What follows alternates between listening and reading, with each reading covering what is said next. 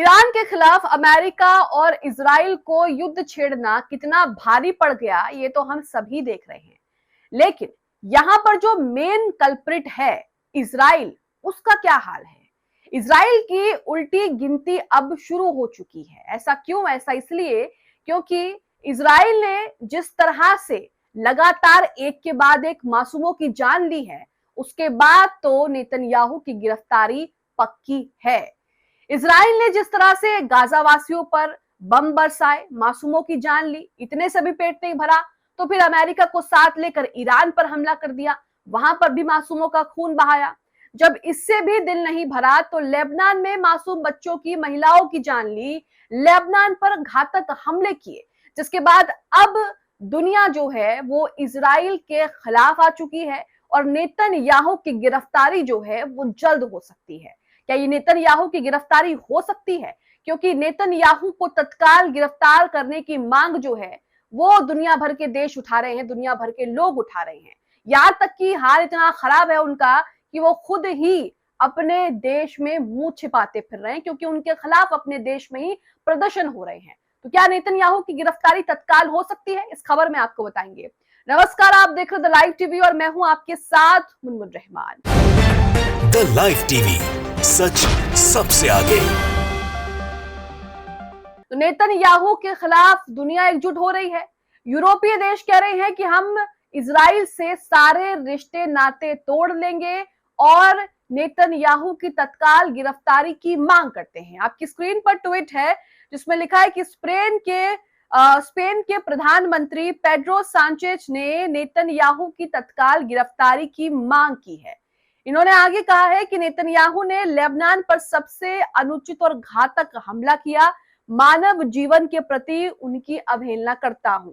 उन्होंने आगे कहा कि यूरोपीय संघ बहुत जल्द इजराइल के साथ अपने सहयोग समझौते को निलंबित कर देंगे। तो यहां आप देख रहे हैं कि जो यूरोप है, जो यूरोपीय संघ है, जो यूरोप के देश हैं, वो अमेरिका का साथ क्यों नहीं दे रहे? क्यों ट्रंप रो रो कर कह रहे हैं कि हम पर हमले इसलिए हो रहे हैं कि ये यूरोप वाले हमारा साथ नहीं दे रहे, ये हमारी हेल्प नहीं कर रहे?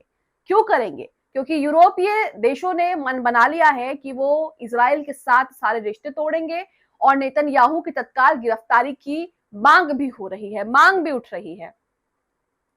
इसी बीच ईरान ने इजराइल को एक बड़ा झटका दिया है। क्या दिया है?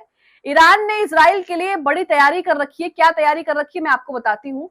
यहां पर देखिए लिखा है कि ईरान एक ऐसे कानून पर विचार कर रहा है जो होर्मुज में इजराइल से जुड़े जहाजों के प्रवेश पर पूरी तरह से प्रतिबंध लगा देगा। यानी कि इजराइल के जहाज जो है वो स्ट्रेट ऑफ होर्मुज में पूरी तरीके से बंद हो जाएंगे।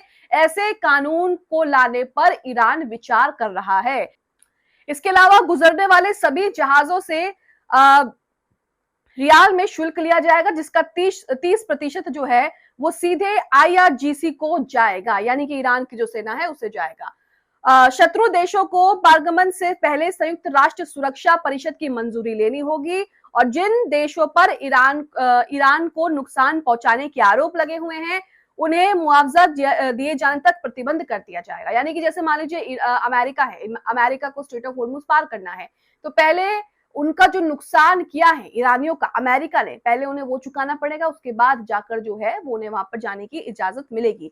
जो भी समझौता हो, ईरान ये दर्ज कराना चाहता है कि इजराइल को बाकी सभी देशों से अलग कीमत चुकानी पड़े। तो यहाँ पर आप देख सकते हैं कि जंग खुद से शुरू करने का क्या खामियाजा इजराइल को भुगतना पड़ रहा है। नेतन्याहू एक ऐसे प्रधानमंत्री हैं जो खुद ही अपने देश को तबाह करना चाहते हैं, अपने देश को पाषाण युग में पहुंचाना चाहते हैं और खुद ही अपनी लुटिया जो है वो लगातार डुबो रहे हैं। इसी बीच एक और ब्रेकिंग आ रही है। ईरान ने घोषणा की है कि वो अमेरिका के साथ वार्ता के नए दौरे में भाग नहीं लेगा। पाकिस्तानी प्रवक्ता की माने तो ईरान को ट्रंप के वचन पर अब भरोसा नहीं है और ना ही था, क्योंकि हमने देखा कि सीज फायर के बाद भी किस तरह से लगातार ही सीज फायर का उल्लंघन किया और उसके बाद क्या नुकसान किया। ईरान के foreign minister spokesperson Ismail बागेल क्या कह रहे हैं कि we have no plans for the next round of negotiation, यानी कि हमारे पास दूसरी वार्ता की बातचीत के लिए कोई प्लान तैयार नहीं है, हम कोई बातचीत जो है वो नहीं करेंगे। अब अमेरिका क्या करेगा ये देखना होगा। ईरान ने कहा है कि अमेरिकी ब्लॉकेड जारी रहने तक पाकिस्तान कोई प्रतिनिधिमंडल नहीं भेजा जाएगा। विदेश मंत्रालय इस्माइल बाघेल ने ये कहा है। आगे वो कहते हैं कि ये ब्लॉकेड अवैध, आपराधिक और अंतर्राष्ट्रीय कानून का उल्लंघन है। ये यूएन चार्टर का उल्लंघन और एक आक्रामक कार्रवाई है। ईरानी जनता पर असर वॉर क्राइम और वॉर क्राइम अगेंस्ट ह्यूमैनिटी के दायरे में आता है। तो ये वहां के जो विदेश मंत्रालय के प्रवक्ता हैं उन्होंने कहा है। वहीं खबर आ रही है कि ईरान ने फिर से स्ट्रेट ऑफ होर्मुज को बंद कर दिया, लेकिन बुरी खबर यहां पर यह है कि अब इसका असर भारत में भी देखने को मिल रहा है, भारत पर भी साफ देखने को मिल रहा है। क्योंकि इस बढ़ते संकट के बीच पहली बार ईरानी बलों ने एक भारतीय तेल टैंकर सलमान हिराल्ड पर फायरिंग की और उस समय रोक दिया जब वो महत्वपूर्ण समुद्री मार्ग से गुजरने की कोशिश कर रहा था, जिसकी खबरें भी आई थी।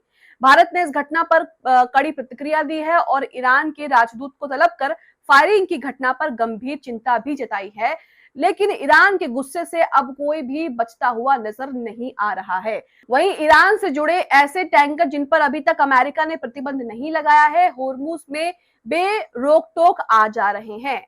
अमेरिकी ट्रेजरी के OFAC ने ईरान से जुड़े 397 टैंकरों पर जो है वो प्रतिबंध लगाया था कि ये यहां से नहीं निकलेंगे। ईरान से जुड़े 236 यानी कि 236 अन्य टैंकरों पर ओफेक ने अभी तक कोई प्रतिबंध नहीं लगाया है और वो बिना किसी रोक टोक के आराम से होर्मुज में आ जा रहे हैं। ईरानी नेवी ने क्या कहा है वो आपको बताते हैं।